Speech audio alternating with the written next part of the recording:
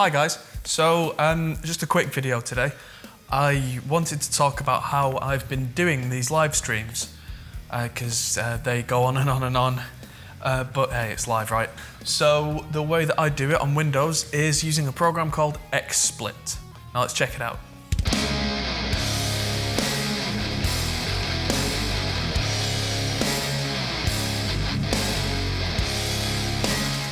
So the first thing with XSplit, it's a broadcasting platform that can go through Twitch, it can go through YouTube, you can just record locally, it can record webcams, it can record professional cameras if you've got a capture card, it can record parts of your screen live, it can display images that you give it, movies that you give it, and does so pretty much flawlessly. And there is a free version as well, so check out XSplit. It's spelled X-S-P-L-I-T, XSplit. Now let's get XSplit up. I personally have just paid for the XSplit Pro for 3 months because for the extra money I can do things like I can upload with a stereo audio signal, which for doing a mix you're gonna need to be able to listen in stereo. And there's also 1080p. If you do 1080p broadcasting through XSplit without paying for it, then you end up, what's the word? With a watermark. There we go, my brain just gone for a second. So I like to do this completely without. Now, I'm gonna record the XSplit broadcast locally at 1080, and I'm going to use the quick sync option because quick sync is a chip that's on the new Intel processors that means that it can just encode H.264, which is pretty much the video standard for you, without using any processor overhead at all really, which means that I can do a full mix or a full video edit and it's not compromised by the fact that the computer's trying to encode it and upload it live as well, which is pretty useful. So let's get that going, local recording, so that you can see, I can then cut between what I'm doing. So if I add a screen capture, so you can see what I'm doing, the video should start. So I'll just do a screen capture of the section of the screen where XSplit is, and you should see that's just popped up on my screen. It's got that horrible kind of thing of doom because I'm capturing the screen on a screen on a screen. So I'm going to move the capture so that you can see XSplit on another screen. So I'm just going to remove that screen capture from over here, and I'm going to make that nice and big on the screen so you can see what's going on. And this is one of the scenes. If you look at the bottom right hand, there is the scene menu. So I can just switch between this and something else, like this still that I made. So I loaded a still up here.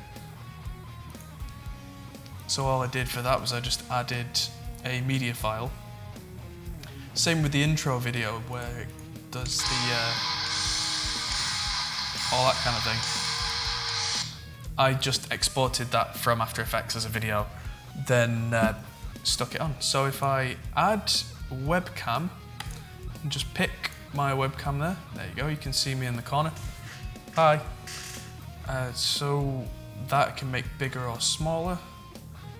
If I hold down Alt, I can just get rid of the sides because we don't need them.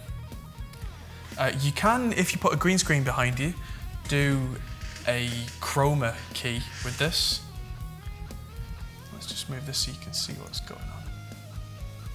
So if I want to add a picture, like in this scene here, this banner at the bottom is just a picture, and then the text is just adding text through the add system. I can add audio devices, which is great. Doesn't work so well with trying to capture through an ACO device, which is something else that I did. Game capture. There is a separate program called XSplit Gamecast. So if you want to do a Twitch stream for a game, get that downloaded and you can just tell it, this is my webcam, I've got a green screen, this is my game, let's go. And if you hook that up to your YouTube channel, which if you go into your YouTube and then YouTube Live through the Creator Studio is only a few clicks. Let's do that now. So I'll bring up a YouTube window and I will make a new scene. This is very slightly dizzying.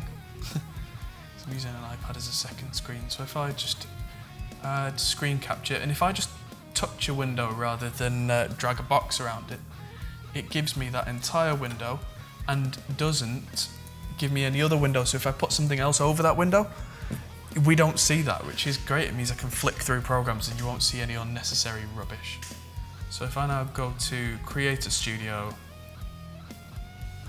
and live streaming on the left here, you can see that there is a how-to of just connecting things, and all I had to do for this is I went into the broadcast options on XSplit and I put in my YouTube details, and if I hit broadcast there, it'll pop up here and it'll be live, and that is that. Dead simple. It's a pretty easy kind of system really once you get your head around, oh, my camera goes here, my screen goes here, switch between scenes. If you've got more than one window you want to share, you can just switch scenes. It fades between them rather nicely as well, which means you can just kind of fade in, fade out. And it really is that simple. And that is just about all I have to say about XSplit. Oh, one last thing, if you're going to do something like a live mix, the sound coming out of Windows is generally captured by XSplit Broadcast, depending on which input you choose, but ACO doesn't do that because it kind of goes round the whole Windows audio system so that you get the best performance. So what I did with my last video is I've got an RME Babyface which has 2 headphone outputs. So I got the second headphone output from the Babyface and ran a cable into the line in on the sound card on the laptop. And I just ran the line in straight through the broadcast channel instead of the speaker output.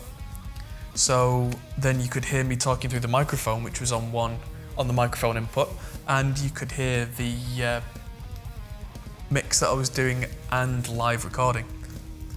If you're doing mixing but not recording, you can just change your audio device with Cubase or Reaper to whatever, to ACO for all, direct sound, and find a way around it that way. But if you're going to do live recording like I did recording a bass, on the first live stream that I did, it has to go through ACO, so the latency is low enough that you can hear what you're doing in real time. That's just about all there is that I can tell you about XSplit because it's that simple. It practically does itself. Any questions about it, just ask. I might do a follow-up video. Thanks for watching. And if you like this, found it useful, press like. If you didn't find it useful, tough, sorry. And leave a comment in the section below. I'm Adam Steele for the Hot Pole Studios. Thank you.